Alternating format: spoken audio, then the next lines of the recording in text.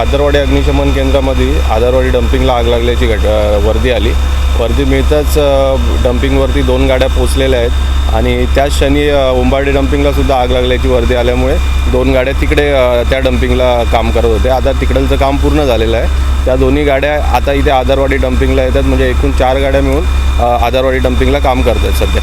किती वेळ लागू शकतो, कारण की आग जी आहे ती पसरत चाललेली आहे हवेमुळे?